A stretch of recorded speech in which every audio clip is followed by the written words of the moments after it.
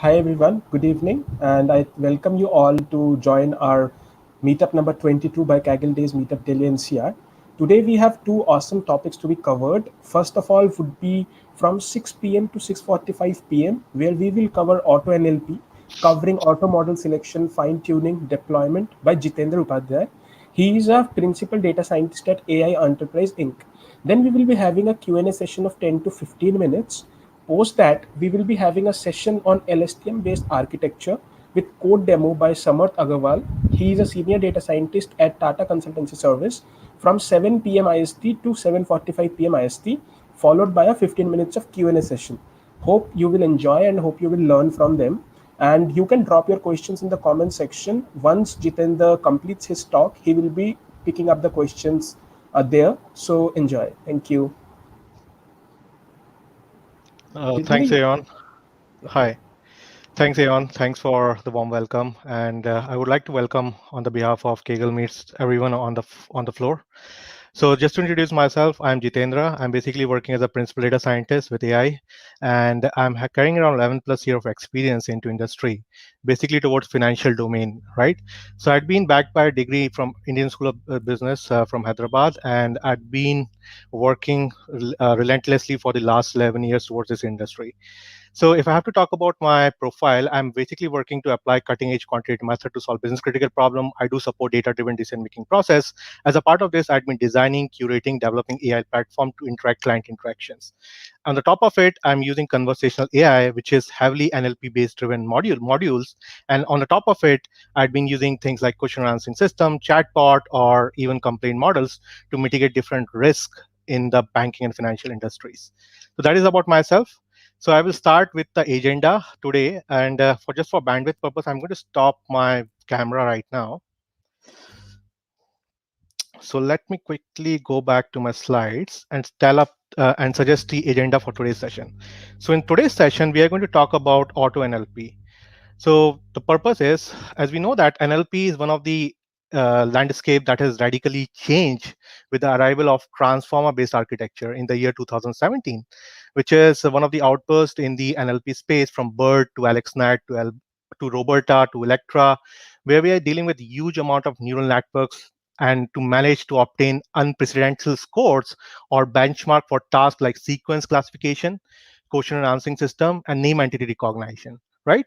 So I'm going to discuss about how to create a pipeline from the text to predict remain things like tools like Hugging Face transformers or Hugging Face tokenizer that take most of the burden off the users and offering a simple and yet elegant way to reuse the APIs which has been developed by these communities, right? So I will try to talk about and the focus of this particular forum will be to understand the entire NLP pipeline approach from text to tokens with Hugging Face transformer and tokenizer modules, and from token to prediction with Hugging Face transformers. So I will talk about these aspects. So let me first talk about what is auto NLP is all about. So auto NLP is nothing but it's an automated way to train, evaluate a models. Sorry about that. One second. Let me switch off my phone. All right.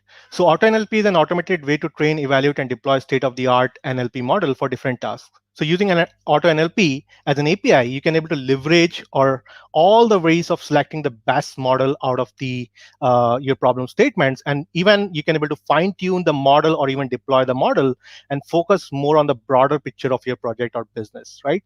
So some of the main features of AutoNLP includes automatic selection of the best model. So as you know that we have different varieties of transformer these days. GPT-3 has been released this year itself, backed by GPT-2, BERT, Roberta, Distilled, BERT, right?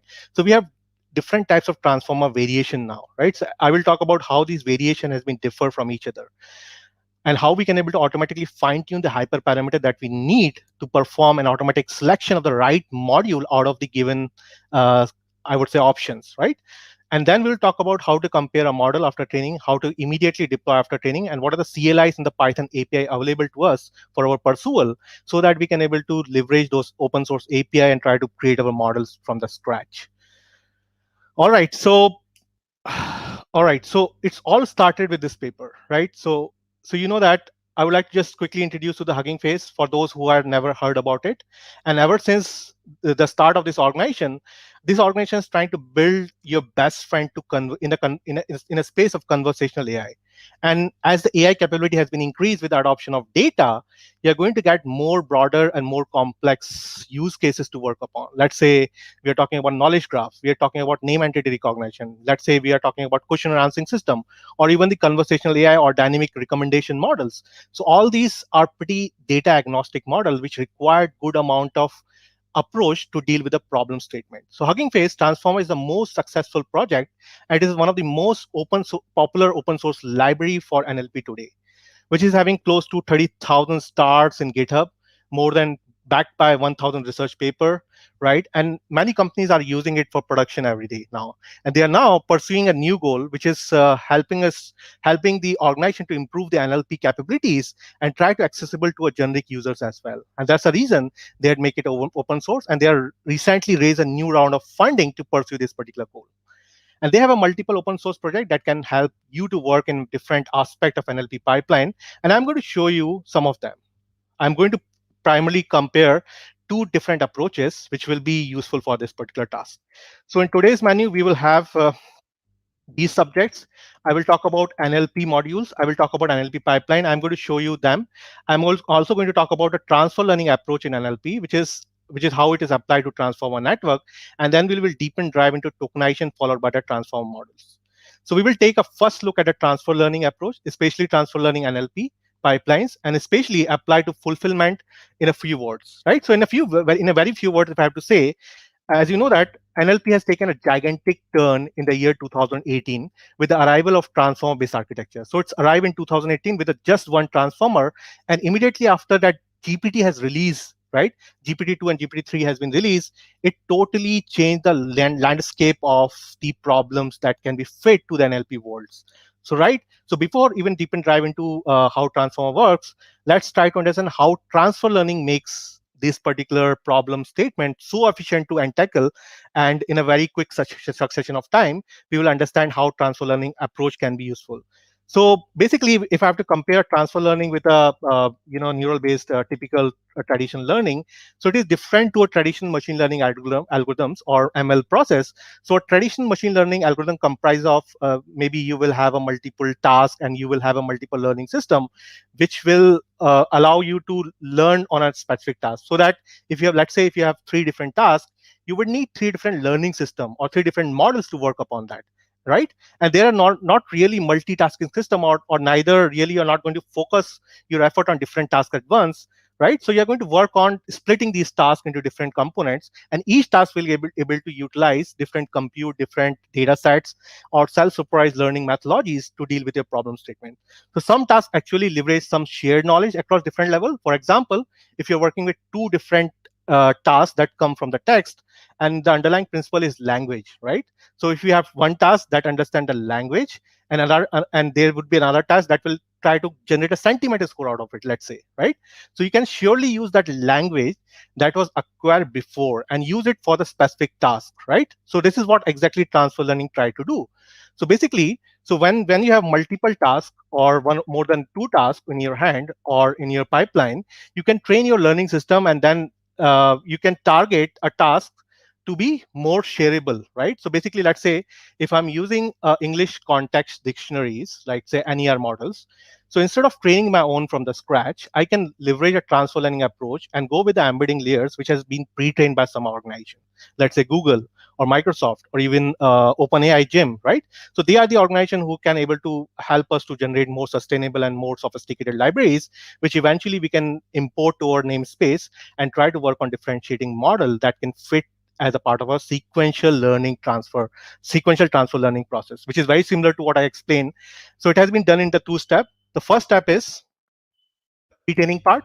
So pre-training part is nothing but, and the pre-training, and the second part is the adaptation part, or it is often called as fine-tuning of the models. So the pre-training part is a very computational intensive step, right?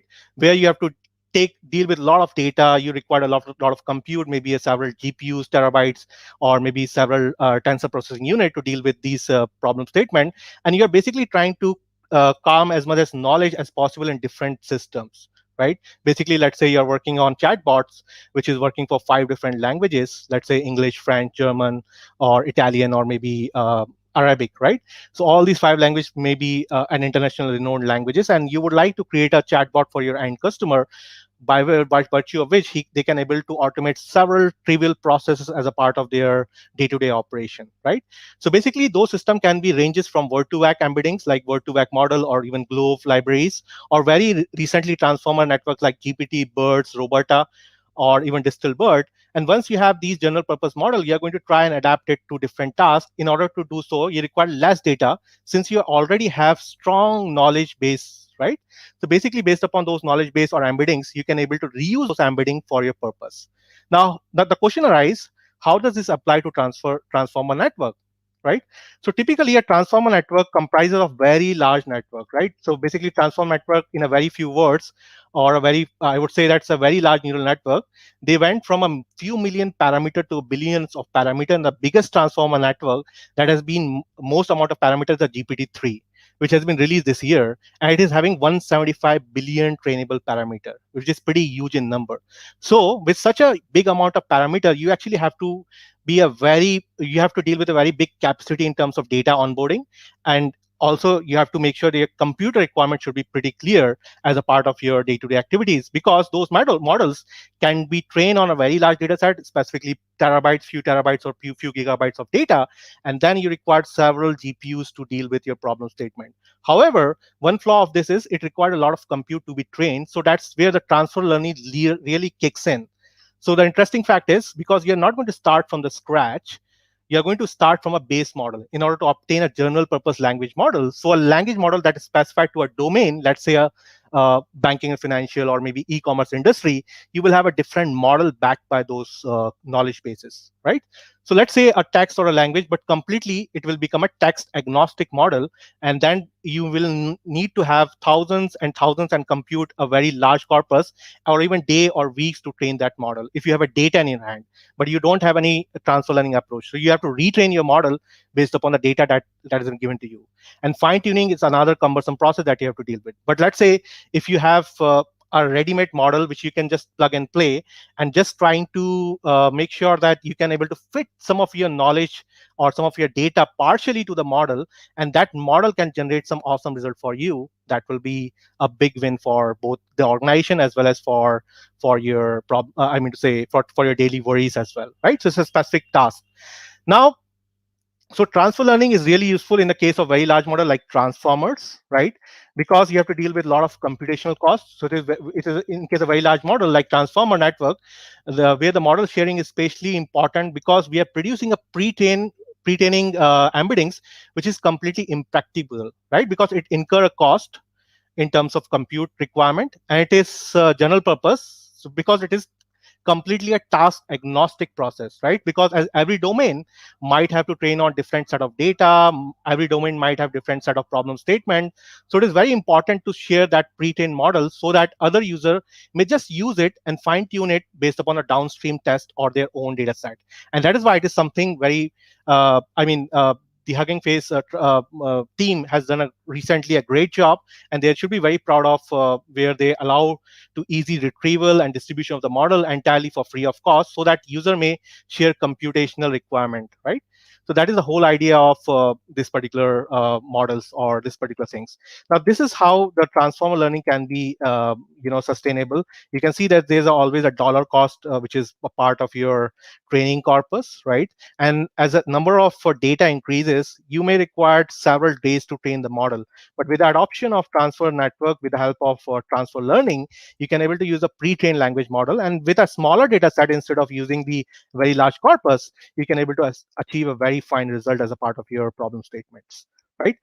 Now let's try to look into a deeper look, and now let's try to take a deeper look at the inner mechanism of transfer learning of the pipeline for natural language processing. So as I mentioned, pre-training and fine-tuning are the two important aspects of a transformer architecture. So the transfer learning pipeline in NLP is composed of two big steps. The first part is called tokenization aspect, right? So basically, tokenizer goal is to get some input like a sequence or a sentence where it is going to dump a text of sequence and convert it into an input which is understandable by the models, right? So once the sequence has been converted to an understandable input, then these can be feed to the model, which can be useful to do a certain prediction on the top of it, right? And that is where we require a pre-training models, right? So how does pre-training a language model works? There are different ways of doing it, but the most frequent and the best way to do is by language model. So learning to predict text given other text on a offer a kind of a huge advantage of this method. And it does not require any human annotation or human labeling to deal with, right? And since it is pre-training, it required a lot of data, not requiring any kind of labels.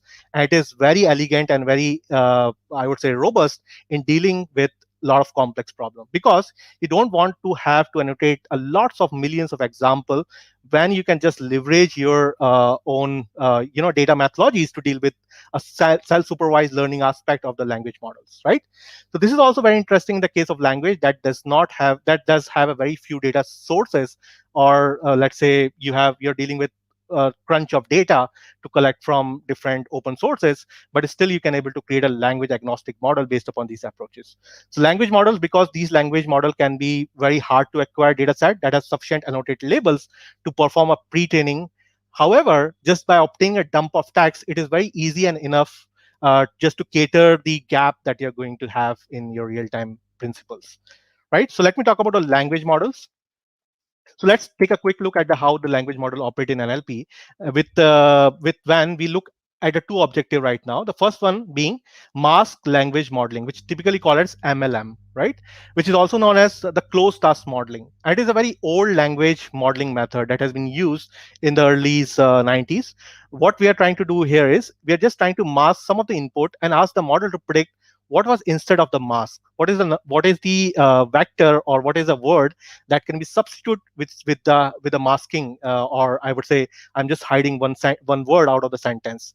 So we are going to ask to fill the mask. So in a traditional NLP world or NLP pipeline, this would look like a following, right? So you have a sentence, the pipeline for a state of the art natural language processing, and then you are going to first tokenize. So you are going to convert your sentence into token vectors, and then you must have those tokens. For example, here a token natural was masked on the screen, right? So you can see that I just masked the natural word here, right? So I just mask the natural word here, and it has been replaced by a massive token. And then ask the model to replace that masked token. For example, here we are asking the model to replace it with a given 5 probable answer, which are natural, artificial, machine, processing, and speech, which all makes sense in the given context, right? So that already a pre-trained model will have those embedding train, and I can replace that particular word with the nearest one, right?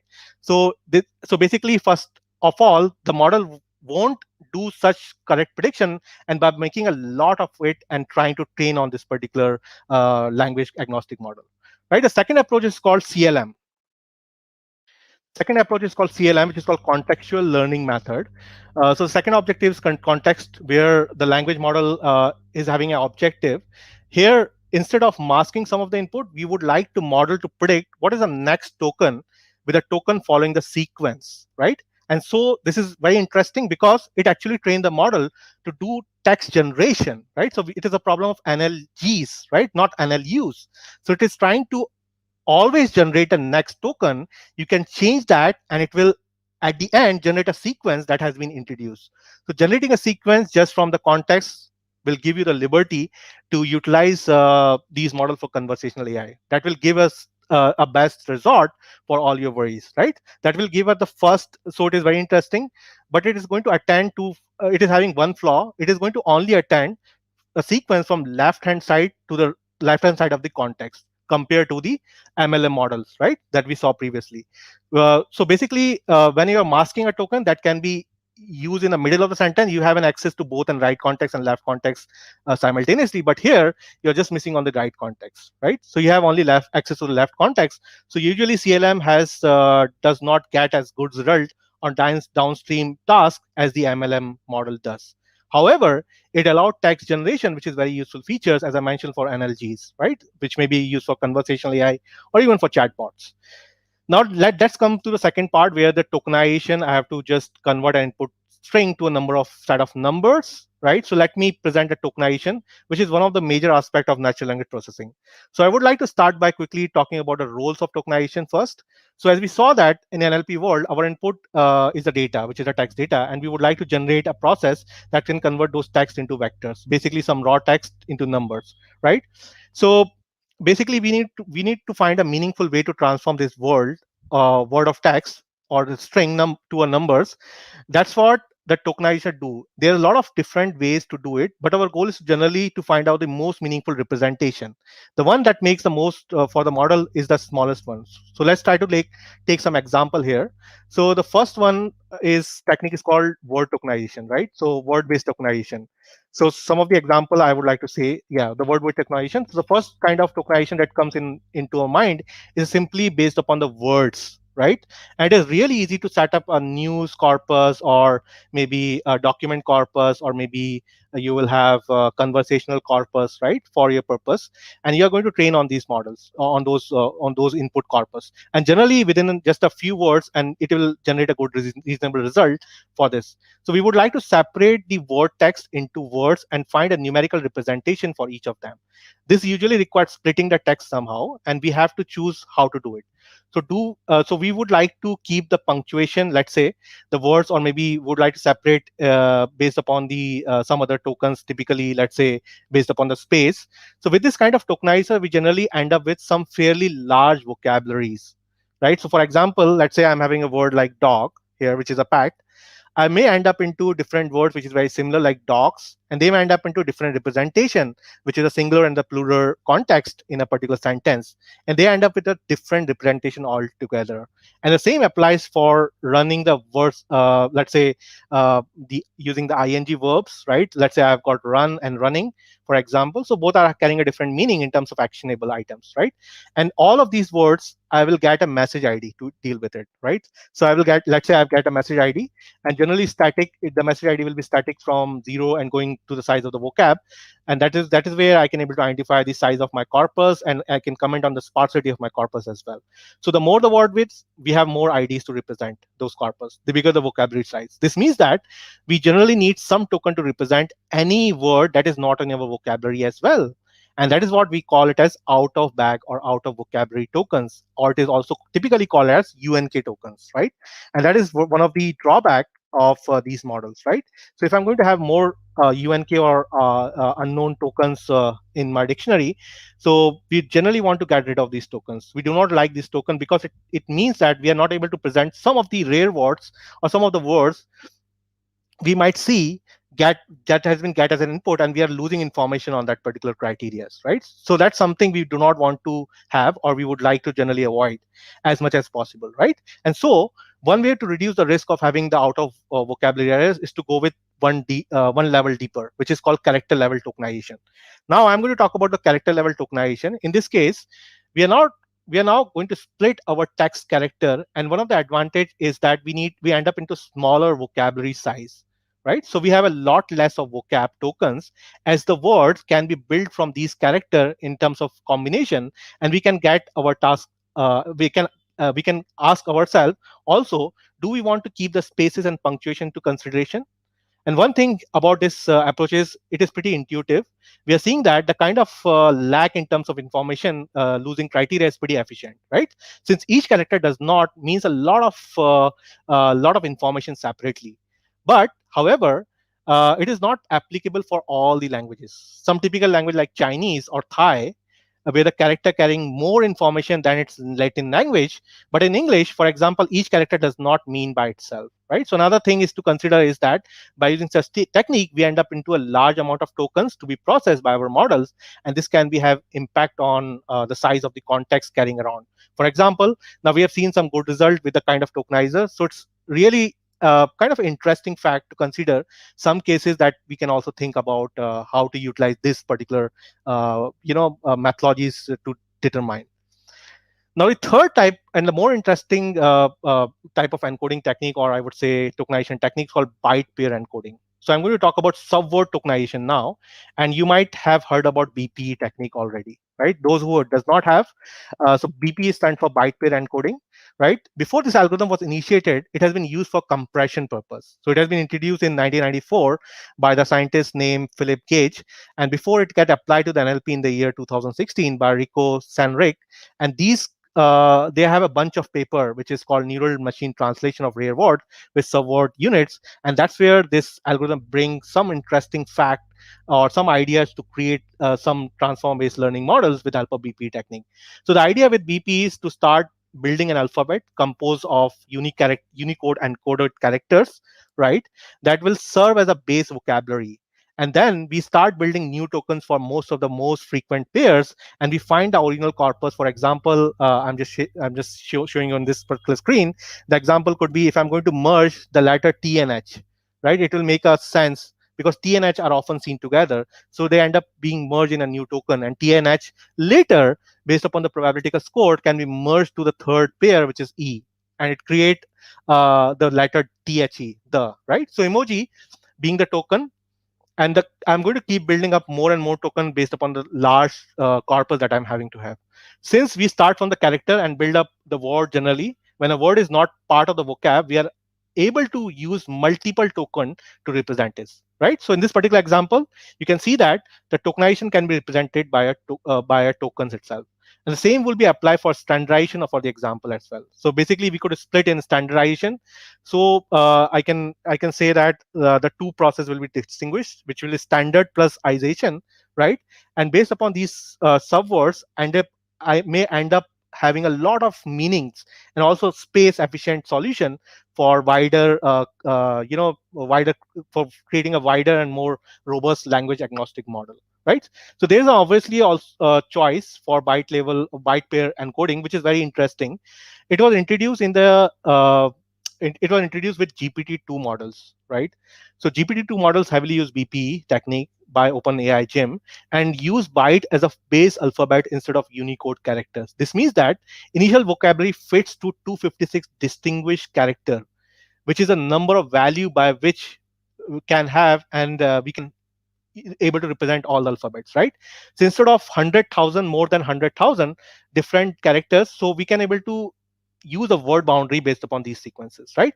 So basically, subword tokenization actually is very similar to the way BP works, usually used by Google engines or Google state-of-the-art transformers models like BERT, so that more recent unigrams and generally implemented in a sentence formation in which it can able to bring some improvement over the top of it, right? So basically, BP is going to improve the way we merge the token, right, based upon these factors. Now, since we have these information in our mind, so basically I can tell you why we decide to build a tokenization library and how it is worked. So the first reason is simply for performance purpose, right? So our model usually run with framework like PyTorch, TensorFlow, or even Onyx, and all of these provide a great performance day by day, right? The tokenization is a form is going to be happen into with a trade-off of pricing, right? Because you have to require a compute and a good amount of agnostic model, I would say the GPUs and backed by TPUs to generally train your models in a machine, right? So it is having a dependency on these clusters compute as well. So pricing is one of the important consideration that you have to decide beforehand whenever you are deciding how much data volume I should consider, what are the problem statement that I'm going to work with, and how I'm going to train and decide which approach of architecture I should go with, right? So it depends upon your requirement and your data as well. So it may be really slow. Sometimes the bottleneck is you may have too much limited data to deal with as well. So in an NLP pipeline, you have to pre-process your entire data set before actually training the model. And it shouldn't be a requirement, because this means that whenever you want to change something, you have to start over and you have to see. It can be really cumbersome with the amount of new updates that you're going to get in your data, right? So let's say your focus is to train your model daily, then it will become more expensive and more uh, I would say more computational agnostic to deal with this problem statement. So we definitely want to improve the experience and provide a real-time optimization that we didn't even notice. So it is a great I mean to say it's very important to generalize the tokenization mechanism, and the reason under it is Hugging Face is providing you one roof, which is the shared API interfaces, and this makes this experimentation way easier and way easier to switch your tokenization methods, and you can able to generalize your method with different types of experimentation pipelines, and you can leverage different sort of data day by day and try to generate a good amount of insight on the data. So let's try to see how the tokenization tokenizer works. So it comprises of a four-step process. So you will tokenizer is actually a pipeline, right? So the input is a text, goes through this pipeline, and at the end we will get something in a form of some post-processing output, right? So transform. So basically, tokenization pipeline comprises of first method, which is normalization. So here, what you're trying to do is you're just trying to actually feed in your data and try to normalize it with the help of the first method. Then you're going to transform the input. Generally, this is where you're going to treat things like white space. For example, you're going to convert all the lower cases into uppercase. Oh, sorry, you're going to convert all your uppercase into lower cases, and everything maybe applies some unique amount of normalization that we have for pre-tokenization, right? So in this step, we will take care of pre-segmentation or segmenting the input as many as we can. And in most of the cases, we are going to have split based upon white space, right? Basically, let's say for English language, it is a pretty standard method, or maybe for some other language, we may have some certain other opinions. But we could be anything that makes sense for our specific use case, and all of this is done, and we are really ready to apply the actual tokenization method. This is where the BP, byte pair encoding unigram word level, or any other tokenization algorithm does its magic, right? And finally, the last step is the post processing. So here we are going to have a special token like, for example, the CLS, which is contextual language based tokens, and it has been set inside the BERT, and we are going to take care of the truncating the input so that it will fit the model based upon the necessity, right? So let's look into some of the code for these things. So I hope you can able to see my screen. If it is fading, please let me know. But I think it is readable. So let's look into some of the code. So how to build a custom tokenizer. So first example show how to build a byte pair encoding. And you can see that we start by building the fundamentals of tokenization. So tokenizer are based upon the empty BP model. We are going to attach a normalizer in this particular case. And this is a classic Unicode and normalization technique that we are going to use as a part of pre-tokenization process or pre-processing technique, which is a bit level.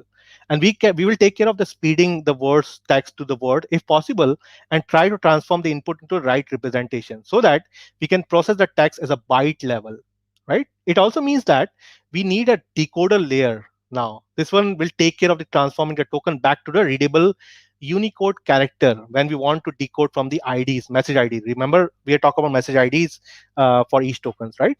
Back to the text. And this is where our tokenizer is ready, and we can train it for a trainer. So for the training, we have to specify the target vocabulary size as well as the spatial tokens we are planning to implement on the top of it. And we have to give a bunch of piles and piles of data and just let it work. And the training staff actually trains the model. So here, when the training is done, it just means that our BP model is not empty anymore, right? It is having a set of vocabulary. And I would like to show you one more thing. So basically, once you pre-train it or converting them to pre-train, I would say pre-processing libraries, you would also try to tokenize it. So in this case, a word is like one we use in the BERT. So just like before, we try to initialize the token this time as an empty word piece. And this time we are going to use a sequence as a main normalizer, which is just a utility helper function that will use to combine multiple normalized vectors, right? And we would like to strip each screen as a lowercase character, and we would like to simply use a white space or pre-tokenizer module to split on the white space and keep the punctuation as it is, right? And then we will set up a decoder layer. In this case, we need to decode the IDs while treating the double aspect involved in it, right? Which is basically to work this again as a final steps, right? And then comes the tokenizer. Now the tokenizer is actually adds the spatial tokens, right? So we are actually defining this here after training because we need to initialize it with a token and token IDs for both the sites and CLS tokens, right? And basically what we are trying to do is we are just trying to maintain an order to be able to use token to IDs method, and these token can do it only after it has been trained. So it can make sense after training only. So after these things, we will able to implement a best solution. And I will walk you through some of the use cases, how we can able to use AutoNLP for the purpose, right? So I'm going to talk about some of the summary of the task. So I'm going to talk about one of the frequently used cases in the NLP space, and these models are allow for many different configuration as well. It offer a great versatility in use cases, and it is more simple and elegant to utilize as well. So I'm going to talk about some of the use cases, which include question answering system, sequence classification, how to create a name entity recognition models, and how to deal with lot many other use cases of complex conversational AI, right? So these models or these auto models will use classes that will instantiate a model according to a given checkpoint and automatically select the correct model architecture based upon your data, right? So first of all, you have to do, let me open my, so first of all you have to do is you have to create your credential in AutoNLP, this community. So once you have registered for this community after creating um, after furnishing your credentials, your use cases, it is for academic or for industrial purpose, they will provide you the access, relevant access to their APIs, right? Once you register here, then you have to just generate a token, API token. So for just for simplicity purpose, I'm not going to expose my token, but I just already logged in, right? Just for straightforward purpose, I do not want to breach my data. So I just already logged in. Now, what I'm going to do with this is I'm going to show you how to utilize AutoNLP mechanism to create a project. So all you have to do is you have to just trigger a command.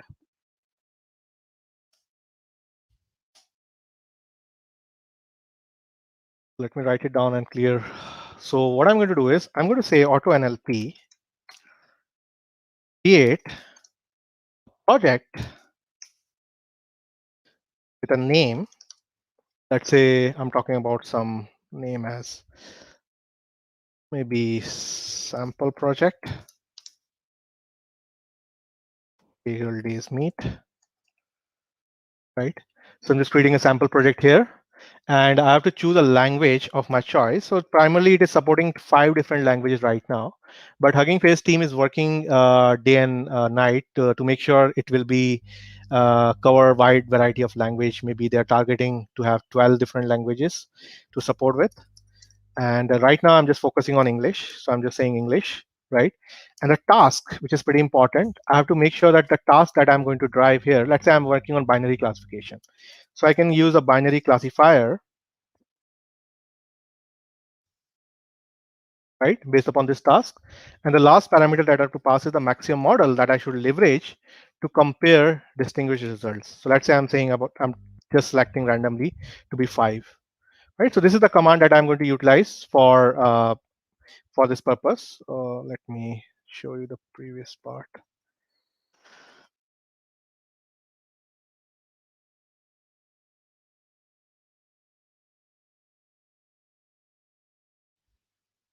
All right. So I created a project. Let me quickly create it again.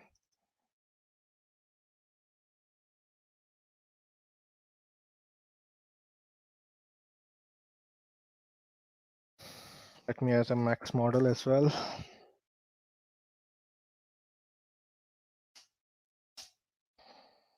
This is how I'm going to create a project.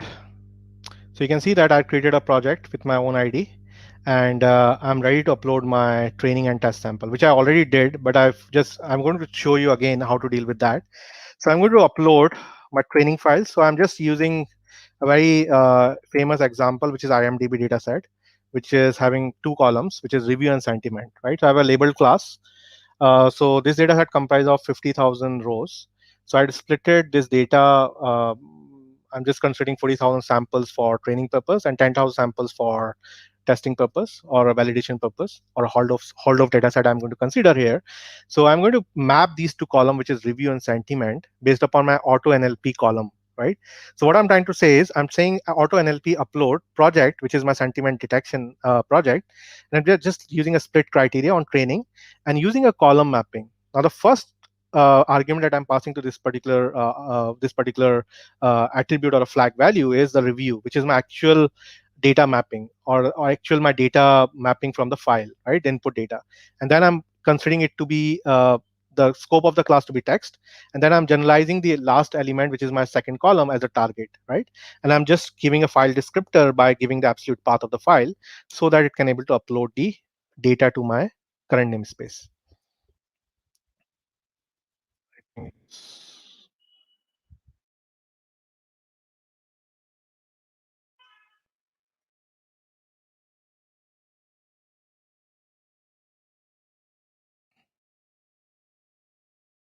All right, let me load this.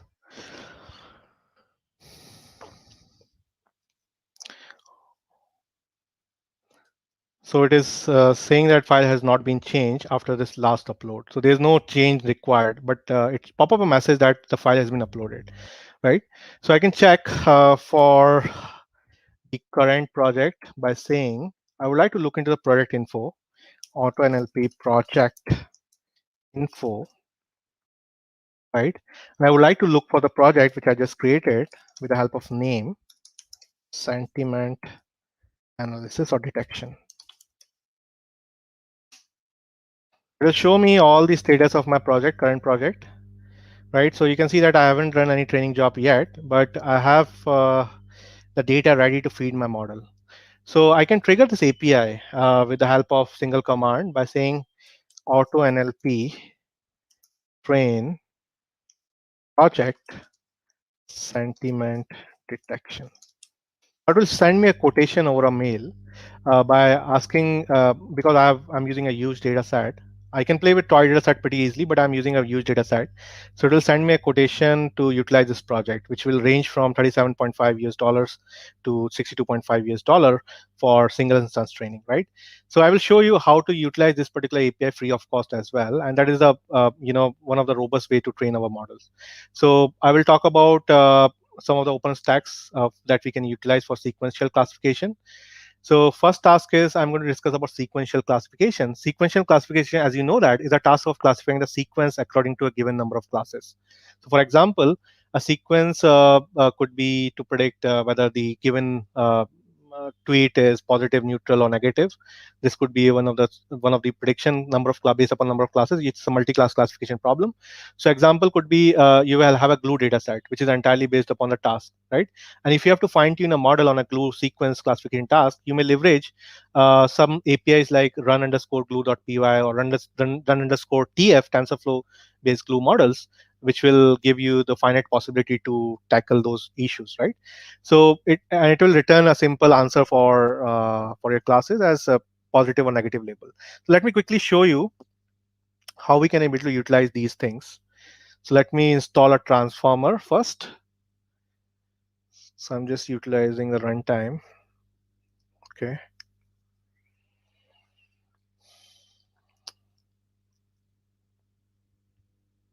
So I'm just going to show you a very simple example how to use NLP pipeline for sentiment analytics, right? So I'm going to feed some generic vectors or some generic input that will perform a score-based sentiment analysis, right, on my text corpus. So I'm just importing a pipeline using sentiment. I'm just creating a task called sentiment analytics here, right? So I've got distinguished types of tasks that I can able to perform.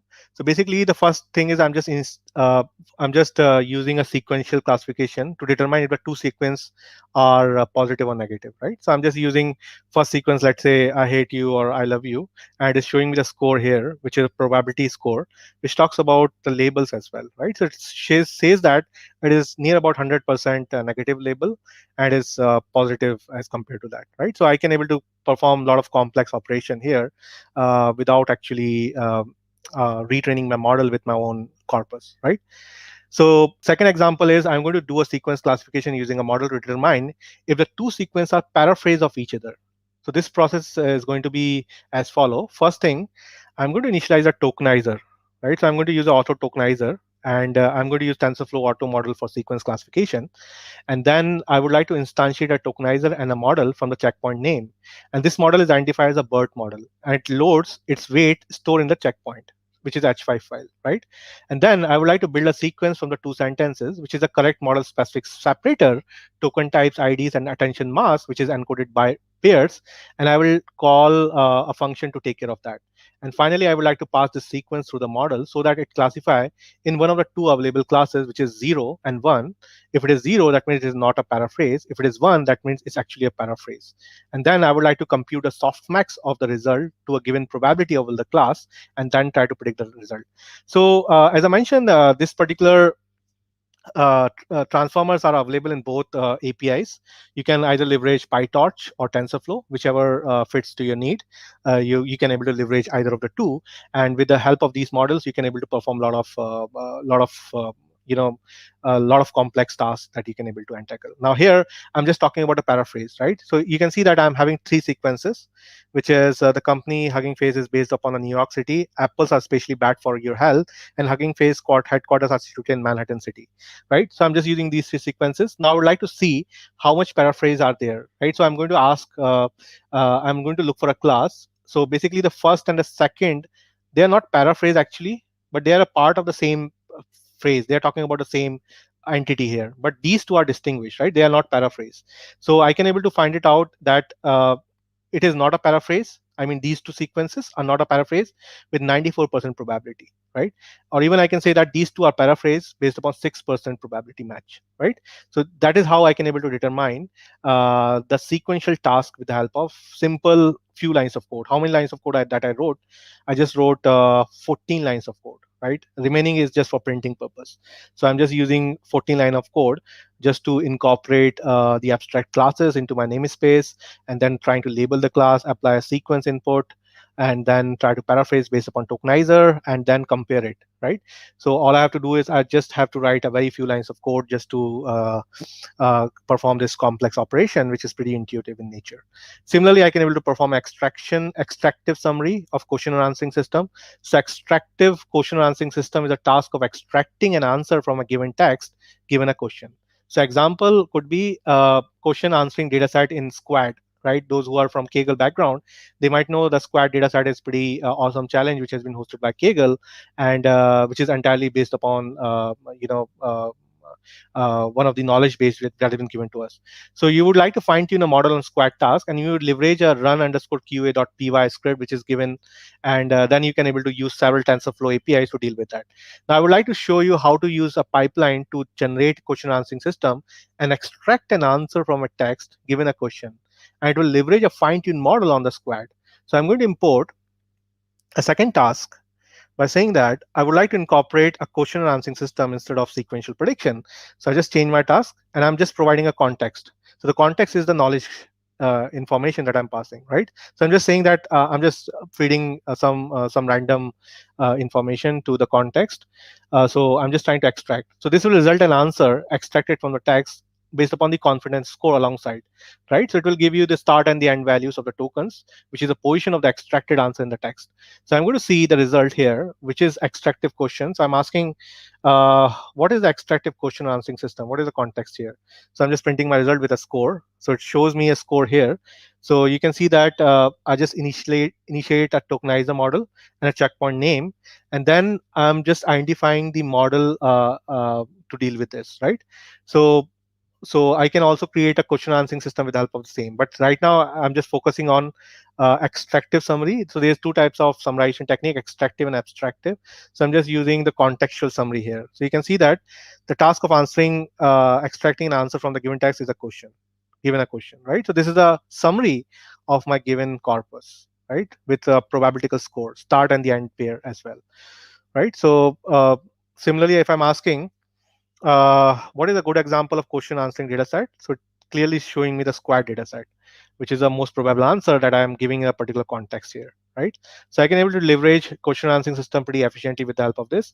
I will show you one more example, one more complex example. And this example, I'm going to show you how to use model and tokenizer differentiate, right? Instead of relying on auto selection, I'm going to differentiate here, right? So I'm going to say, I would like to use a transformer I'm trying to instantiate a tokenizer and a model from a checkpoint name, and this model is identified as a BERT model and load it with a weight score in the last checkpoint, right? So I'm going to define a text and a few questions and iterate over the question and build a sequence from the text and the current question with the correct model specification separated, which is type of token IDs and attention mask. And then I would like to pass this sequence through a model. This will output a range of score across the entire sequence, which is question and the text from the both start and the end position, right? And compute the softmax probability of a given of the result to get the answer of ORE tokens. And then we will finally fetch the tokens from the identified start and the stop criterias and converting these tokens into a string and print the results, right? So let me quickly do that. So I'm just feeding this data to the model. The question is, I'm having a knowledge base here. Transformer, formerly known as PyTorch Transformer and PyTorch Pre-trained BERT, provided a general purpose architecture which include these five for natural language understanding and natural language generation, with over 32 plus pre-trained model in 100 plus languages and deeply interoperability between TensorFlow 2.0 and PyTorch. Now I'm asking the question to the model, how many pre-trained models are available in Transformer? So it's straightforward giving me the answer. It is over 32 plus, right? What does Transformer provide? It's a general purpose architecture. Transform provide interoperability between which frameworks. So it talks about a trade-off between TensorFlow 2.0 and PyTorch, right? So this is pretty efficient way of generating a question answering system, which is very similar to what Squad challenge has been hosted by Kaggle, right? So similarly, the language modeling. So language modeling is a task of fitting a data to a corpus, which can be very domain specific. As I mentioned, typically NLP task is very domain specific, and yet I would say data agnostic, right? So domain specific task is one of the key factor for language modeling. So all the popular transformer based models are trained using a variant of language modeling architectures, which include BERT with mask language modeling, GPT with causal language modeling. So remember, GPT-2 use CLM models internally, and language modeling can be used sorry outside of pre-training as well. So for example, I would like to shift the model distribution to be a domain-specific vectors and using a language model train over a large corpus, and then fine-tune it to a news data set or a new data set, right? Or a scientific papers, right? Maybe I will have a bunch of scientific paper, or maybe I will have a bunch of medical diagnostic or I would say medical domain knowledge graphs. So I can able to use those data to retrain my model as well. So basically, as I mentioned, language modeling comprises of two tasks where I'm going to use masked language modeling, MLM. So masked language modeling is a task of masking token in a sequence with a masking token and trying to prompt the model to fill that mask with an appropriate token, right, with the help of probability. And this will allow the model to attend both the right context and the left context. This is the token on the right of the mask and tokens on the left of the mask, such as a training create a strong basis for downstream tasks required bi-directional context, which is very important for question answering system, typically a challenge like Squad, right? And if you'd like to fine tune a model on a masked MLM model approach, you have to leverage some of the scripts, which is a part of open source, which is, let me show you the script, which you have to mlm.py. This is the script that I'm talking about. That is something which you have to fine tune to make it, you know, to make it generalized for your problem statement. So all these API reference you can see here, and all the language models which is written in Python, and these are developers who are developed, including one of the Indian developer Abhishek. So he's also one of the renowned author. So okay, now the last part is the mass language modeling. So I'm going to use simple pipeline instead of customized pipeline. So I'm going to use a simple pipeline from transformer and creating a fill mask, right?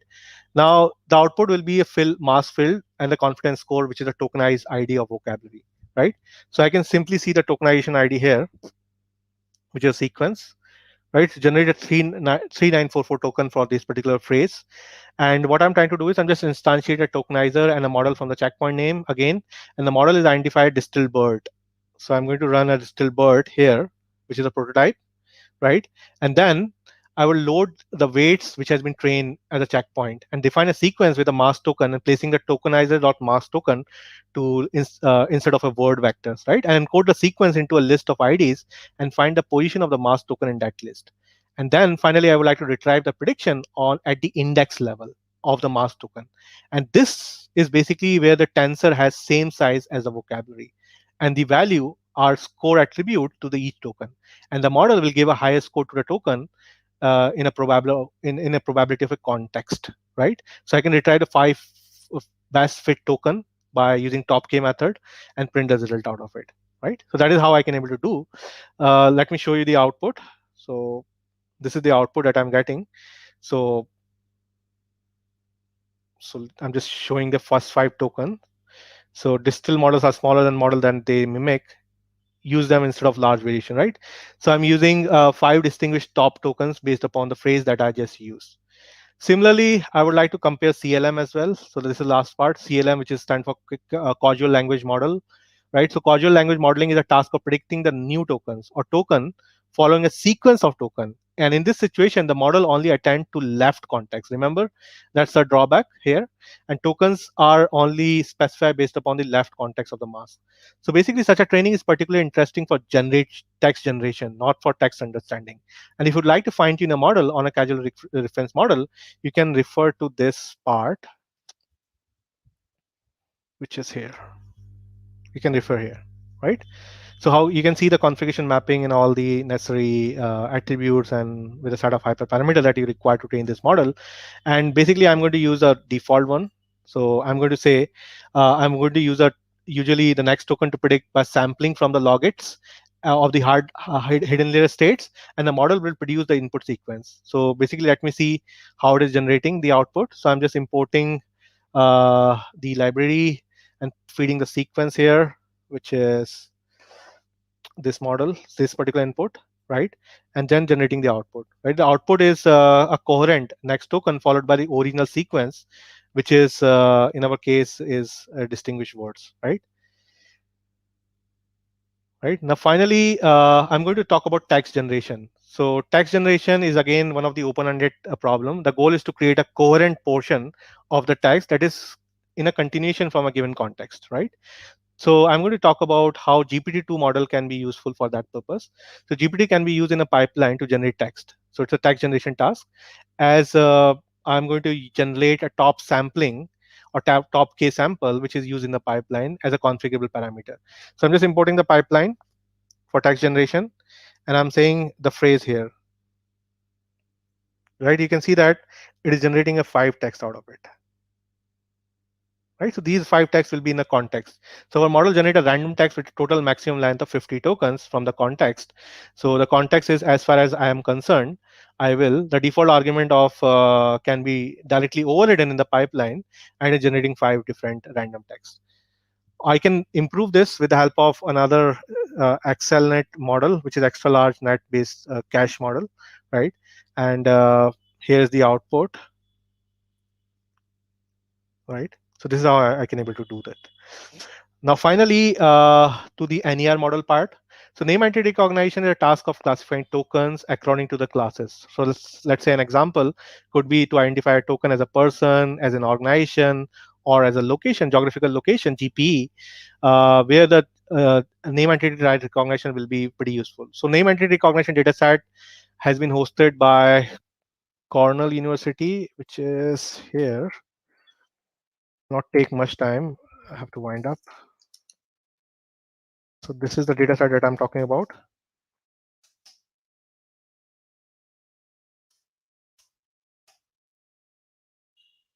Right, so this is the name entity recognition task that I'm talking about. So similarly, what I'm trying to do with this data is I'm just having the entire bank of data, and I would like to fine tune the model on NER recognition. So there's a script called NER, which you can able to customize as well.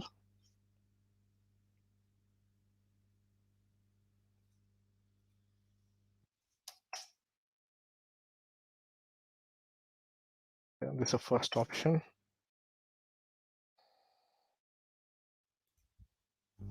Yeah, this is a script that I'm talking about.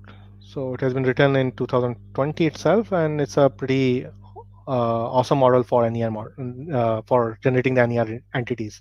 So you have different schemes like outside of name entity, BMIS, beginning of miscellaneous entity, right after another miscellaneous entity, IMS, BPR, which is beginning of person name, right after another person name, IPR, B organization, I organization, B location, I location, right? So it leverage a fine-tuned model which is based upon this data set, which is Cornell 2020, 2020, 2003. And what I'm going to do is I'm just going to import a pipeline and run this model, right? And generate some sequence to predict. So the first step is I'm going to instantiate a tokenizer and a model from a checkpoint position, the last checkpoint, and the model is I'm going to utilize is BERT. Here I'm going to use bird tokenizer, right? And I'm going to use distill bird more to be more precise. And then I will define a label list which the model was going to train upon, and define a sequence which is known entity like Hugging Face as an organization, New York City as a location, and split the words into tokens so that it can be mapped to a prediction with a small hack by first completing encoding and decoding the sequence so that we are good with left with a we are left with string that contain the spatial token, right? So I'm going to represent the encoded I'm going to generate the encode sequences that will be tagged to a spatial IDs or token automatically, and retrieve the prediction by passing the input to the model and getting the first output. And this result is a distribution over a nine possible classes for each token. So remember, this is data set comprised of only nine possible classes, and that's why I'm just focusing on nine possible classes. And this is the input sequence. It is splitting into nine possible classes, which is my entities, right? So basically, I can run this model to generate entity. I can also summarize my vectors. I have two types of scheme, which is called abstractive and extractive summarization. So summarization is a task of summarizing a document or an article in a shorter text. And if you would like to fine tune a model, you can run through this part, which is run summarization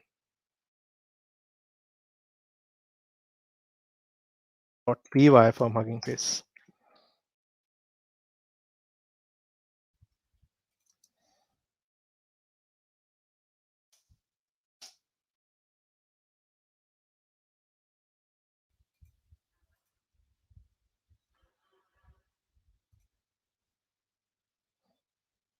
I think this is not the right API. Okay, anyway, so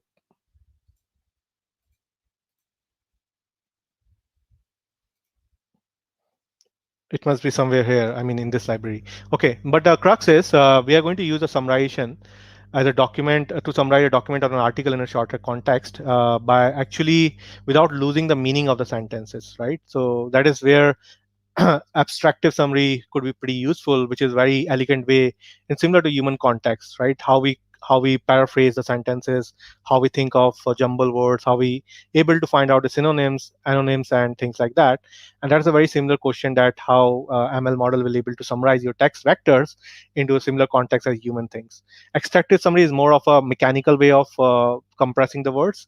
It will not able to incorporate a context into equation, but it's rather subtle, which is more of a probabilities based approach, where you're going to just suppress the number of word boundaries based upon the without actually considering the context. So summarization is basically you have a different data set. So once such data set is available in NAT, which is CNN daily mails. So this is pretty useful. You can use this data set to play around. So I'm going to use this data set, and I'm going to pick one data from one particular piece of phrase or one piece of paragraph from it, and then try to run it. So I'm going to instantiate a token, and I'm going to use a model checkpoint. And summarization is done with the help of encoder decoder architecture, which is T5 models. So I'm going to use T5 for transform-based models, and I would like to define an article that should be summarized and add the T5 specific summaries function of that particular class to commensurate on my aspect, right? So I'm going to use pre-trained model.generate to generate a summary out of it. So let me quickly do that. So I'm just downloading it and then running it. So I'm enforcing the maximum length to be 130 and minimum length to be 30. So this is what I'm generating. So you can see that how nicely it is able to convert this. So with that, I think I'm pretty much done with my session. I'm just 3 minutes over. Sorry for that. So is there any question, guys, that I can able to help you with?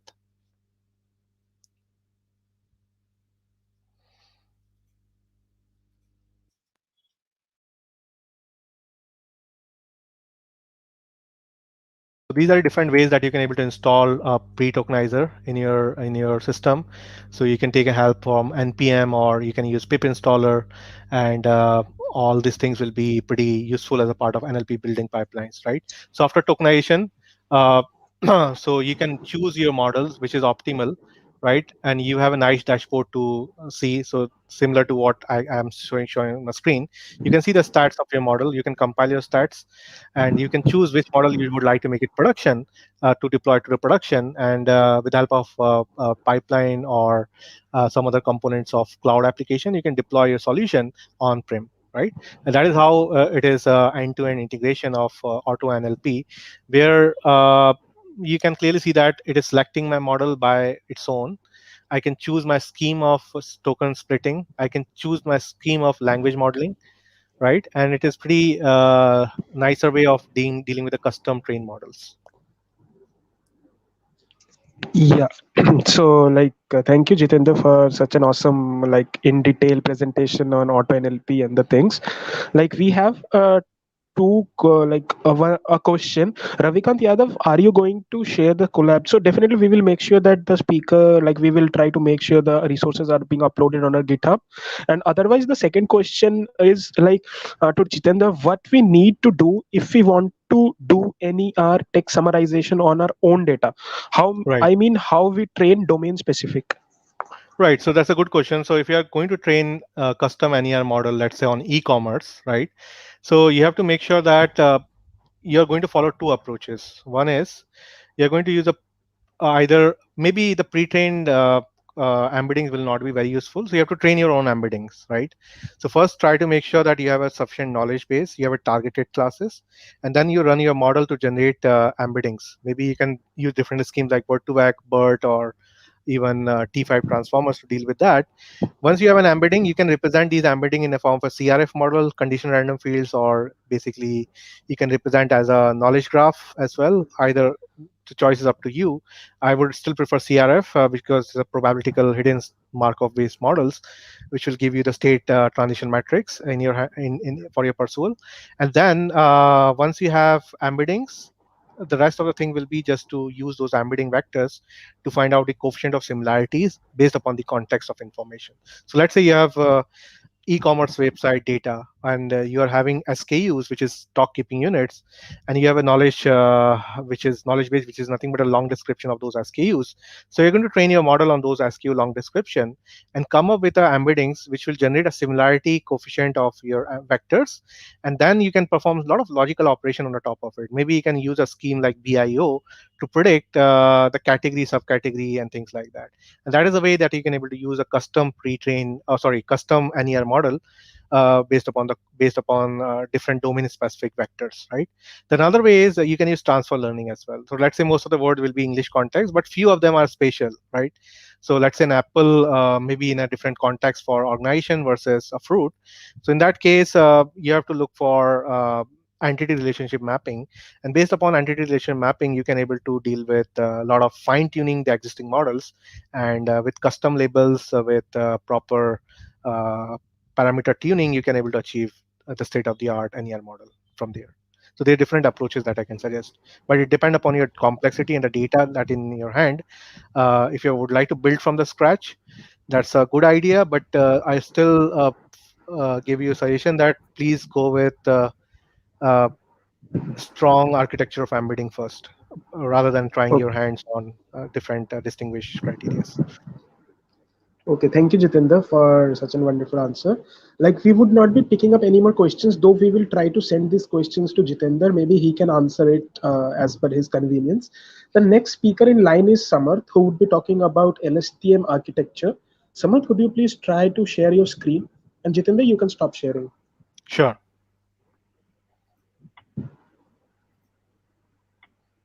Hello, can you guys hear me? Yeah, we can hear you.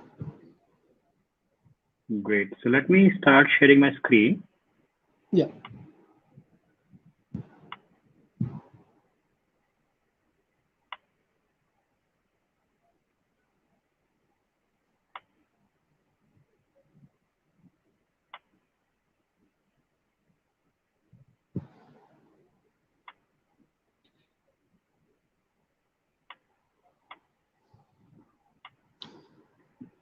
All right.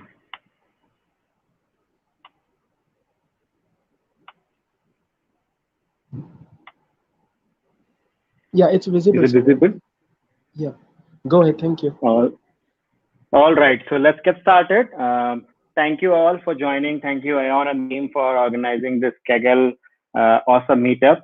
And Jitendra, who has given such a wonderful and very, very technically dense talk. My idea today would be to give a very simple introduction on the LSTM architectures and how you can actually understand the data that flows from the input to the output. So overall, the idea is to build a solid intuition, and the kind of takeaway I would want you to have after half an hour is you pass on any data to these architectures and you would know internally how these data sets are getting manipulated, how these data sets are getting enhanced by these networks. So to quickly get started, deep learning, the whole, we know that the whole concept behind deep learning is to mimic human brain. We have a cell that has the dendroids and the terminal. So that kind of way researchers have replicated to kind of create the input and the output for our model. In our brain, we have like billions and billions of neurons that interact and that passes the signals, messages to the recipients. It would be very fun to kind of associate the various deep learning architecture, various deep learning models that we see to the different parts of the brain. So brain fundamentally has these three parts: cerebrum, which is like this big part. This is small tiny part here is called cerebellum. This actually means a little brain. And then there is this brain stem. Inside cerebrum, we have these four lobes. This yellow one is temporal lobe. This is occipital lobe. This is parietal lobe, and this is frontal lobe. So for me, what I think is that the ANN and the whole concept of deep learning, the most important element of that are the weights. Don't get me wrong, weights are everywhere in the neural network, but I'm just trying to simplify things here. This temporal lobe is associated with the long-term memory. And that's the idea of ANN. Once you have trained your ANN, you can switch it off and you can come back later and you can use it for any kind of predictions. So philosophically saying that this weights reference the long-term memory. So we can put ANN in this side. The occipital lobe deals with the vision. So you can put CNN in that segment. Now, the RNN goes into the frontal lobe, which deals with a lot of thinking and short-term memories. Unfortunately, we do not have the advancements in the neural network architectures dealing with the parietal lobe yet. So keeping that in backdrop, the way the recurrent neural networks are designed is that you have an input, you have an output, and then there is some memory feeding into the neurons. An old school representation is that in this neuron, we have a temporal loop. I am representing here by a circle, but these circles are basically not just one neuron, but they have a whole layer of neurons behind it. If I open this temporal loop, it can be represented in this way. You have input and output, and then these neurons are connected with each other through time. And that's the whole concept, that they have some sort of memory, a short-term memory. They remember what the neuron in the previously have seen. And this allows them to pass information onto themselves into the future and analyze things. There are various developments that have happened in this space. We have the first one is an RNN node. Then we have an LSTM node, which has various gates inside it. And then we have GRUs. Going into the depth of each of this is not what I'm looking for today. I'm going to focus on the LSTM one right now, and let's build a binary classification model using that architecture. So I'm using an IMDb movie data set for this case for two reasons. One is that it's a pretty standard data set. It helps you baseline your performances. And second, it is a text-based database. So it requires you to do an additional massaging to the data. A basic structure, a basic architecture for a kind of prediction binary classification would mean that you have your text input, and then we have to tokenize it. We have seen in the previous session as well that these tokenizers and tokenization plays a very, very important role in a lot of the NLP tasks. So we have to do a tokenization here. Then we have to add an embedding layer.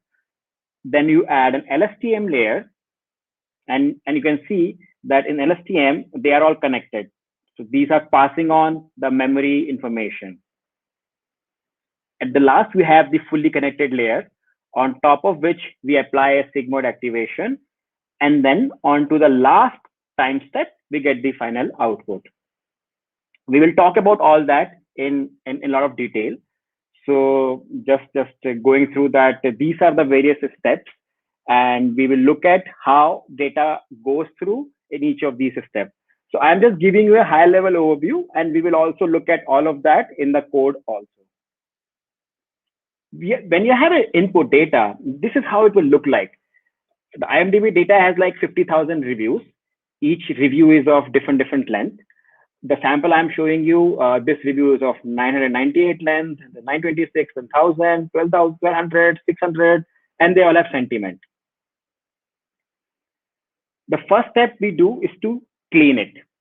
And by cleaning, I mean, we would do a lowercase conversion. We would try to take away all the punctuations and some special characters or whatever we will find in the data. So after cleaning, we would have taken away some part of the review. So the review length would change.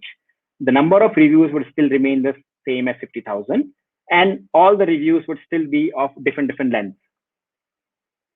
Next step. So the important step over here is now that in NLP, all your features are mostly words. And then how will you represent a word in a computer? You can say, I can use ASCII values, or I can use one-hot vector. These are good, I agree. But ASCII value can tell you what word is. It can not tell you anything about what word means. One-hot vector creates a massive dimensional space. In any NLP thing, the size of your vocabulary would go into millions or billions. So that creates a very sparse dimensional space for you. And hence, we rely on creating some kind of semantic similarity. And that's the fundamental linguistic assumption as well, that the words that appear in similar context are related to each other semantically. So the next question at hand is, how can we effectively encode semantic similarity in words? Because there can be thousands of semantic attributes that might be relevant. How on earth can a programmer manually code all these relationships, all these attributes? And that comes the central idea of deep learning. What you would do is you would let neural networks learn these representations. You just provide the mechanism to the network to do it. And in the part of the training process, the neural network will learn these parameters of the word embeddings. And that's the very beauty about it. And in order to do that in PyTorch, we have used PyTorch. In order to do that in PyTorch, you have to first tokenize the word. So you have to create a vocab to int dictionary. And what it eventually would mean is that all the frequently occurring words get a lower integer, all the rare words get a higher integer. So in a nutshell, all these alphabets, you have converted them into integers. So the data would still look like the same. You have 50,000 reviews. All the review would still be of different lengths, but now instead of words, you will have integers. Next step is, we want to define the sequence length or the number of time steps that we want to pass on into the network. So let's say we decide, and we will see how we decide on a particular number. So let's say we decide that we want to use 2500 as a sequence length. So what we do, all the reviews that are greater than 2500, we truncate them. All the reviews that are shorter than 2500, we pad zeros to the front of it so that the entire length of the sequence becomes 2500. So now you can see this starts to look more sane. You still have 50,000 rows, but the length of all these reviews would now be limited to 2500. Next step is to put this entire data into data loaders. We do the training into the deep learning using the epochs, and an epoch is basically a batch. So let's say if we use a batch size of 50, this is how the data would look like. We have created a batch size. So in this batch of 50 rows, you will have 2500 columns, and each of these are encoded text. This would be your X and this would be your Y. Y is basically the actual labels.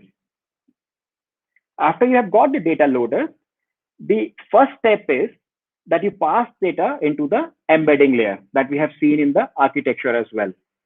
So what happens in the embedding layer is you add more dimensions, which are called embedding dimensions, into each word.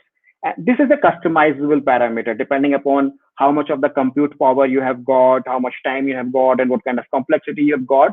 You can basically enable the data to learn how much patterns you want it to.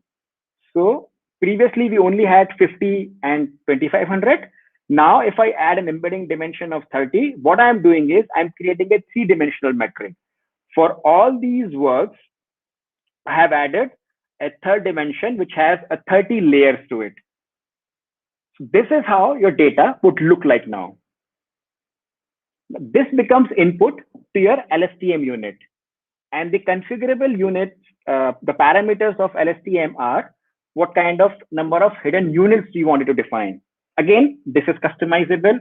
You can choose 100, 128, 512, more or less.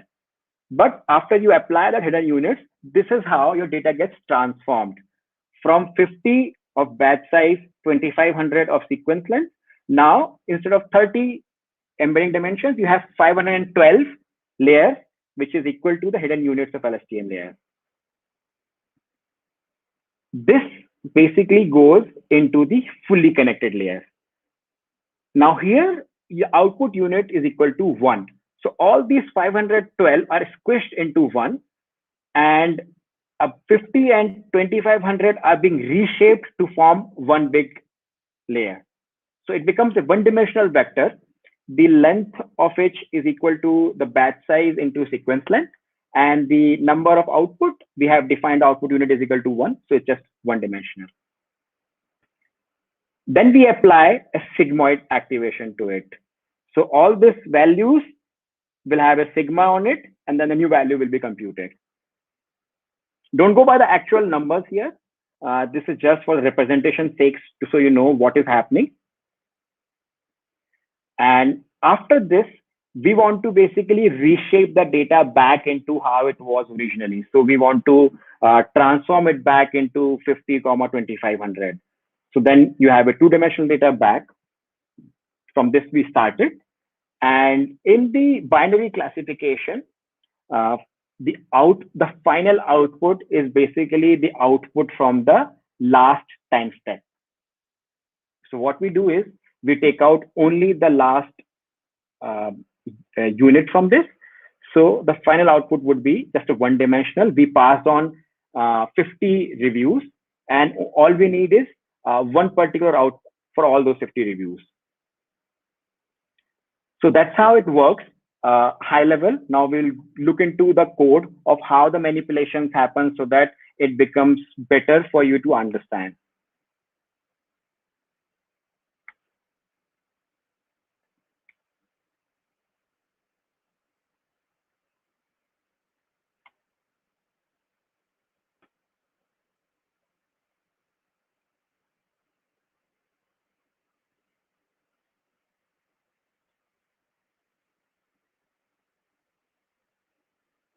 Right. So we have seen that the various steps that are involved are you use the input data, we do the cleaning, tokenization, sequence batching, embedding layers, LSTM layer, fully connected layer, and sigmoid followed by the final output. Additional package that I've used is Beautiful Soup, because I have noticed that I had some kind of HTML tags into the data. So I had to use that. I have created this Kaggle notebook for you so that it is easily shareable. So I can just give it to you after the session is over so that you can play around with it by changing the various notes or hidden dimensions or the sequence length. So don't worry about that. I'm going to load the data here. And as you can see, it has 50,000 reviews. I added the review length and review number of words. So this is how my data looks like. It is always a good idea to understand what data we have. So let's just manually look at a few of the reviews.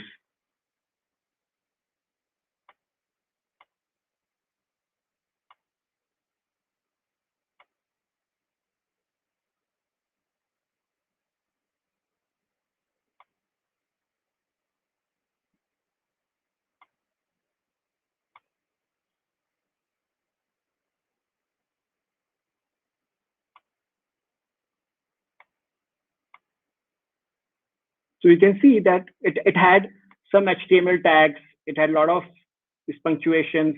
So ideally, we wanted to clean all that.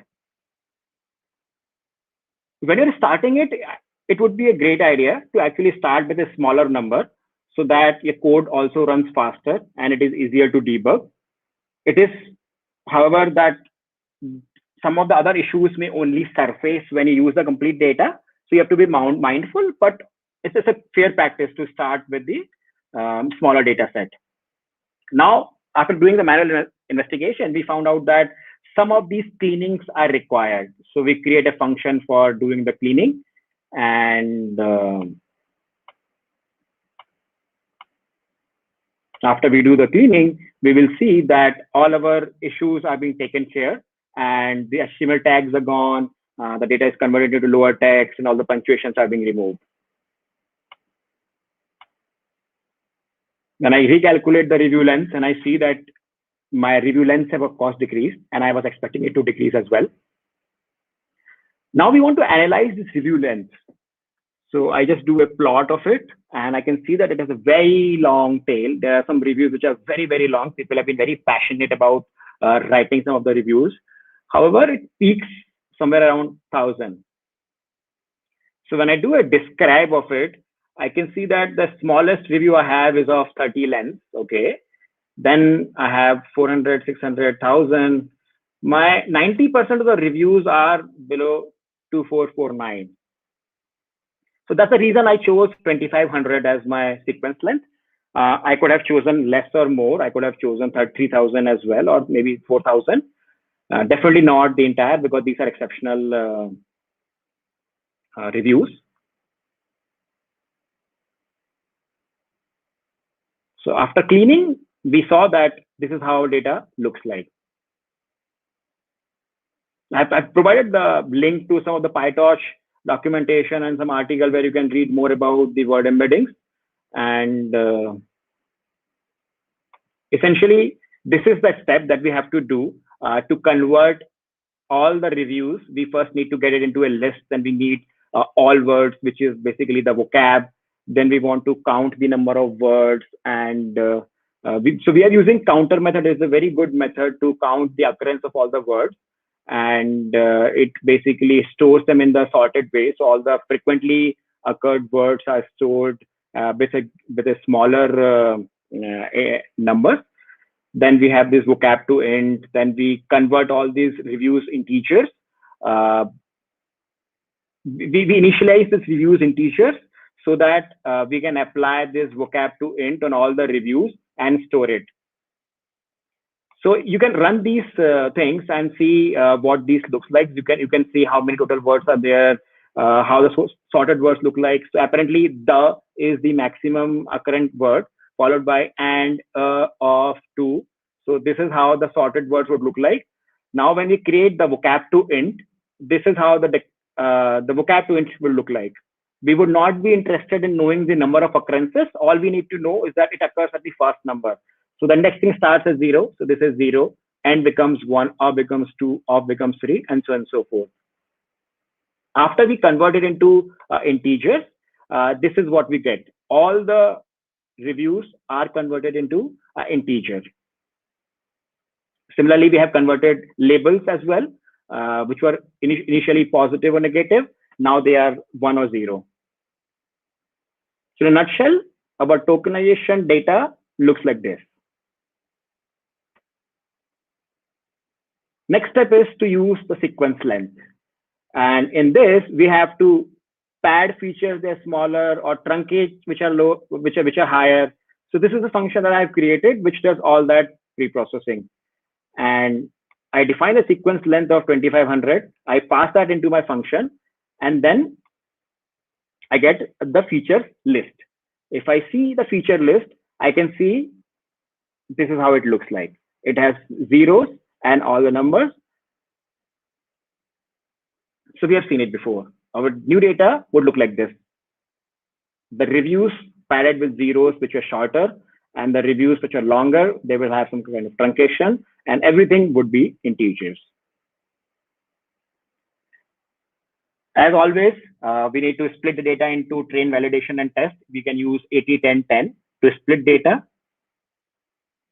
So we can see that my 40,000 becomes a train, 5,000 is test.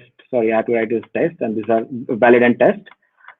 And this is a very important aspect. You have to create data loaders. Data loaders are what are used by the network. And they have an important element of shuffle is equal to true. So every row gets shuffled. After you pick it, it's basically selecting by bootstrapping. You can use any batch size here. You can use 50, 40, 100, 200, up to you, whatever kind of machine you're using. I have used 50 here for demonstration. After I create the data loaders, we try to visualize how one data set would look like. So we use a data iter, and we see X and Y from it. X is basically your training data set or feature, and Y are the labels, which are 1 and 0. So my data loaders will create a batch of 50, 2500 words of time step and output. Now this goes inside the embedding layer. Embedding layer is available in Torch in the NN module. All you have to do is simply call the embedding, and it takes 2 parameters. One is the vocab size, and second is the number of embeddings you want to pass. Vocab size, we know, we have all words here. All we need to do is count the number of words. And embedding dimension is a parameter that we have to define. You can use 30, 50, 100, 200, 300, again, depending upon the compute power. Once I do that, I get that my embedding layer is of basically this huge. And it has 30 embedding dimensions to it. When I pass my X via this embedding layer, and I call that as embedding output, I can see that to all my batch and sequence length, I have added the embedding dimension. This is how my data would look like. And visually, we have seen that we have added a third dimension. So this is the data. Next is to add the LSTM layer to it. It has several parameters. First is the input size. So input size here is going to be equal to the embedding dimension, because this is what is coming into the LSTM layer. The hidden size, this is where you want to define the number of hidden units. You want to keep it 128 or 512 or more, you define it. You can use a one-dimensional or a bidimensional LSTM layer.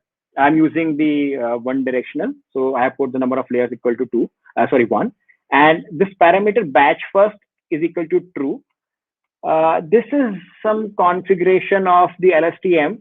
If you see that data, the first parameter is 50, which is the batch size. So because you're passing the data in such a way, you have to keep the batch first is equal to true.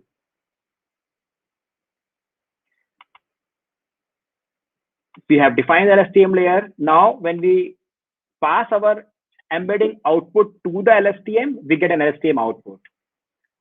Let's print the shape and the data from the LSTM. We can see that the 50 and 200 has got a 512 third dimension to it.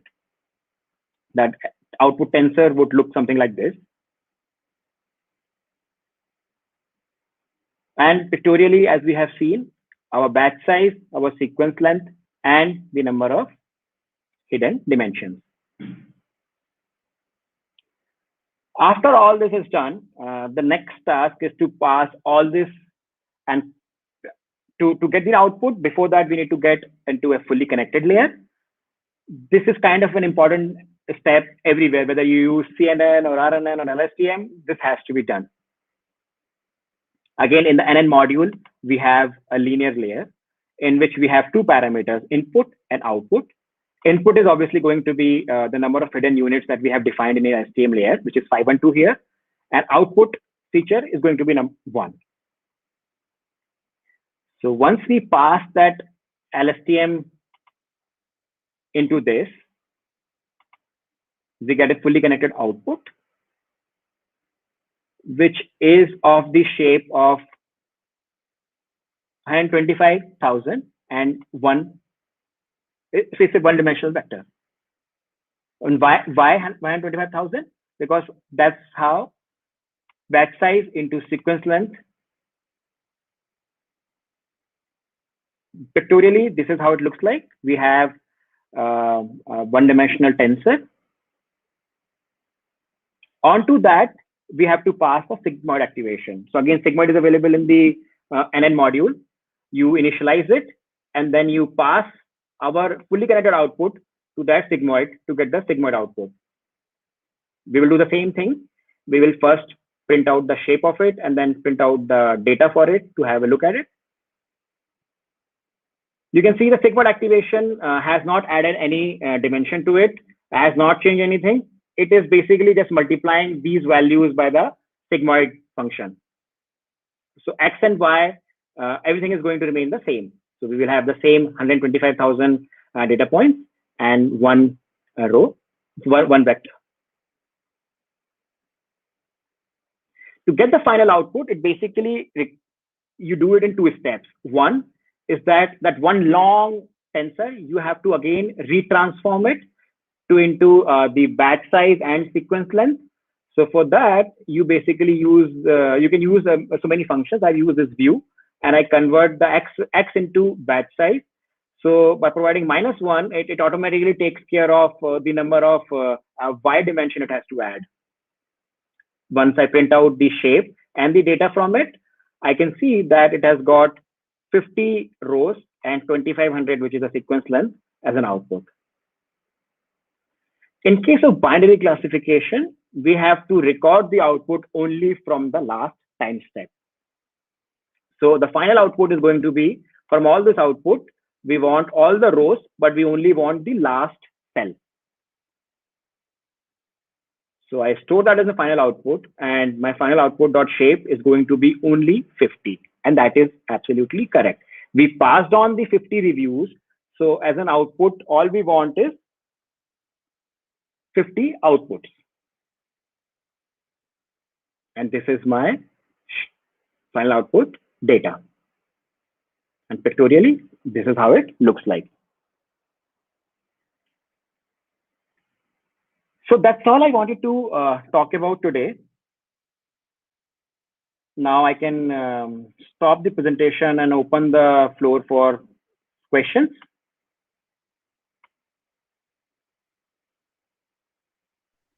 Yeah, thank you so much, Samarth, for such a good session on LSTMs and how the architecture looks like. Really a detailed session. So there are 2 questions from Nilay. So why do the padding? So first of all, maybe his question is why do the padding? So maybe if you would love to add something there, or Jitendra, you would also add in case you would love to. Okay, and what is the second question? Second question is why do it from left inside instead of right? Sorry, I couldn't hear it. So it's why we do it, I hope that he's talking about padding only, why we do it from left instead of right. Okay, I got it. So you're saying the padding, why the padding is done towards the left. Yeah. Why we do it from the left side? Like we start from left and then we go move ahead towards that. So any specific reason behind that, or it's like we can pick up anything as per our choice? So maybe he wants to ask that. Sure. So basically, this is interesting question.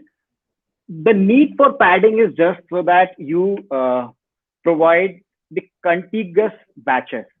We have seen that all the reviews are of different lengths, but in order to train the network, you want to pass the contiguous batches. So a sequence that fits in a batch of a given standard length, it is necessary to pad and truncate the sequences. And why on the from the left and not from the right is we have seen towards the end that the final output is being recorded from the last time step. So obviously we want to retain as much accurate information towards the end of the sequence, so we can add all the zeros to the left. Right. So Sensible, quite actually, sensible. that is a correct explanation given by Samarth. Just want to add some value over there. So basically, when you're training a batch model in a batches, right? Let's say you're training a RNN with time series data. So your time series should have a proper length, right? So you should have a same length. And there was different papers which have been published by different literatures and different forums. The padding should not impact your performance of the network, but yes, it will act as a generalization principle to create a semantic similarity between your sentence structure, right? So we need to have an input with the same size, and that's where padding is necessary. So as explained by Samarth, that the right to left is because we are going to capture the last timestamp of update, right? And that's the reason we are going to go with prefer left to right, not right to left. And that is the original context that we are using for different purposes as well. Okay. Be it a time series or be it a classification model for something like finding out the semantic or sentiment analytics from the data. So it all required some typical, I would say, by default, it is left to right. Got it. So, like maybe a follow-up question on that. Like, why do you prefer to use LSTM for sentiment analysis if it can be done directly by transformers? So maybe like any specific advantages or any specific thing which you have already covered, but you would love to reiterate. So anything on that? So the reason being is pretty simple. He has chosen a topic to be LSTM, so that's the simplest answer I can give. But I would Yeah. say, yeah, we can train on some basic models as well. So somebody is asked, can we able to pre-train? Can we be able to create a pipeline to custom train? So that is the answer. So we can use a custom pipeline similar to what Samarth has shown, where we can able to incorporate LSTM based models to deal with the things. BERT and Roberta will be pretty straightforward because you will not have that freedom to write your own code and create your own model. But yes, it can perform a lot of other complex tasks, including question answering system, predicting summarizing the text using different models, right? But yes, a sentiment score can be very generic, and you can compare models, right? You can try your hands with BERT, Roberta, T5, or even GPT-3, GPT-2, and try to compare the accuracy with LSTM. But I would definitely say that LSTM uh, will be also effective in that context, Got only it. with And certain you have to drawbacks of also punching again. understand that these questions in the hindsight make a lot of sense, but before the advent of the deep learning, the RNNs, people used to use the bag of words model to get all these answers. So with each advancement, there are inherent advantages to the model. All the bag of models were unable to capture the context in the sentence. I can use a lot of, the script was bad. I thought the actors are not top stars. I did not know about these kind of directors. The trailer was bad. I have used a lot of negatives, but then towards the end, I can say, but after the movie, I was flabbergasted. I was so happy. So these RNNs eventually helped us solve these contextual problems. And then we got further more enhancements. We got transformers, then we got GPTs. So with newer and newer advancements, uh, some of the shortcomings of the previous technologies are getting solved, and they're introducing more flexibility and more power for the users. Got it. So yeah, Vineet, like we will definitely share the slides and the collab or the Kaggle notebooks link that the speakers were referring at a later point on our GitHub. So the link is github.com/KDM Delhi NCR. You can find the speaker resources within next 24 hours of the end of the session. And like maybe if time allows, like we definitely have a few more minutes. So maybe we skipped a few questions from Jitendra's talk. So Pawan Sharma asks how to train question answering model on custom data sets. So any pointers on that? Like maybe we Right. covered, but So, still. yeah. So basically, as I mentioned, there was different challenges which is available over Kaggle as well. So one of the hosted challenge by Kaggle is Squad, right? So Squad, which is Stanford Question Answering System, is one of the challenges hosted by Kaggle, and I was participate in that as well. So basically, just to answer your question in a very simple manner, so it's all comes from a comprehension reasoning, right? So you're giving a machine a power to comprehensively understand the user semantic and try to work on those semantic to answer the user query, right? So question answering system is very different from chatbots. So chatbot generally use I mean, they are also using knowledge base, but question answers typically rely on knowledge base. So whatever knowledge that you're giving to the system, it will use that. So basically, comprehension is pretty important. So if you would like to utilize a similar behavior in your custom data, let's say you have your own data, you have a medical diagnostic data, or maybe you have banking and financial data on your hand, and you have a good amount of data to deal with. So what you're going to do is you're going to simply create a Q&A system which will replace your FLUs, which is frontline unit executive in the banks, right? So you have to train your model with three parts. One is you have to create your embedding layers, word embedding, which is a pre-trained vectors like you can use globe or you can go with bird embeddings. Then you have to add attention layers to it. So you should have a hidden vector from a context and hidden vector for a question as well. So you have to combine together to make it attention aware, right? And then you have to decide which word in the context should be more focused word, so that you can take a dot product of those attention, right, and generate a score based upon encoded RNN layers. And that dot product will be used for each context vector multiply by each context vector multiply by each quotient vector, and that will give an attention, and it will generalize your output in the form of a softmax probability.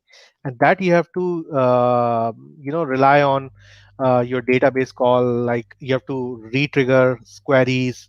Maybe you have to create a simple query that, let's say if a user is asking uh, simple question, what is the effective vaccine for COVID?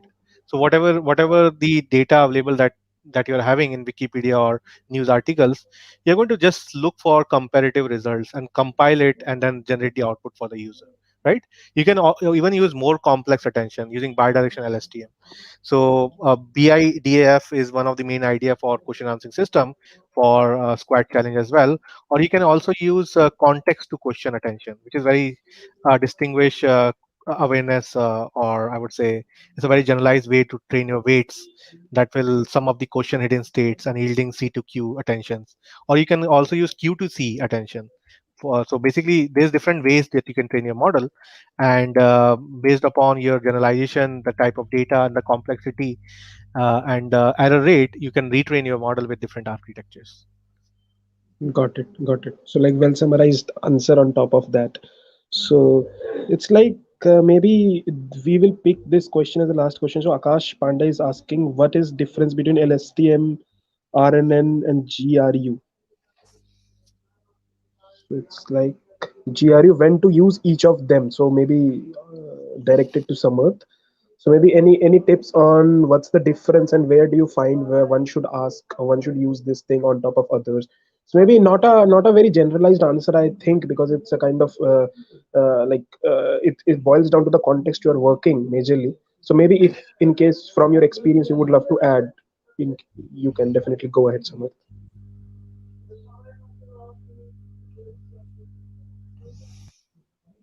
Samarth is on mute. Jitendra, would you love to Sure. So take it up? basically, yeah. So basically, RNN is a family, and LSTM and GRU are the two members of the same family hierarchy, right? So generally, it has been observed from my industrial experience that GRU is faster than LSTM for processing the same data set. So in terms of performance, GRU perform will surpass LSTM for sure. But I would definitely say that architectures is pretty different. So it's a gated architectures. So GRU has 2 gates and LSTM has 3 gates, right? So you have got input, output, and forget. But here we have only reset and update in GRUs. So the complexity of the model can be the answer, right? So I would say GRU is much simpler as compared to LSTM, but it is much elegant and faster. So why we are not using GRU all the time? So the reason it depend upon the scenarios and the data that you are going to have, right? So basically you will have, let's say, uh, you're trying to create a solution to short-term memory, right? That will internally save the information flow and regulate it. So LSTM could be the answer for that worries. But as you know that LSTM is also unfavorable in case of long-term sequence prediction, right? Because it is having a phenomenon called vanishing gradient and exploding gradient. So that's the reason there's different trade-off which has been happening with encoder decoder architectures and other judicial choice of I would say the gate or the transition gates that you're going to utilize, right? And that is how your architecture will same. But just to answer in a very pretty layman term, GRU is faster than LSTM. However, the complexity of architecture may differ, but the fitment of the problem will be the answer for your selection, right? How your data is fitting to that architectures. That is where there's no golden or thumb rule to select LSTM versus GRU. Got it. Hey, Got it. sorry, I was So, on mute. Yeah, yeah, Yes, yeah. that's No Samarth, you worries. may add. No absolutely worries. right. In case you would love to And add. yes, just 2 things. Remember, is that as Jitendra precisely told you that it is basically the fitment to the problem that matters. But LSTM has a memory cell, and GRUs don't use separate memory cells. So depending upon the nature of the problem, if you find that is a deciding factor, then you have to prefer LSTM. GRUs are faster. They have a more simplified structure. They use less number of gates. So you can start with GRUs. And as you saw in the implementation notebook, there would be practically no difference in the way you code.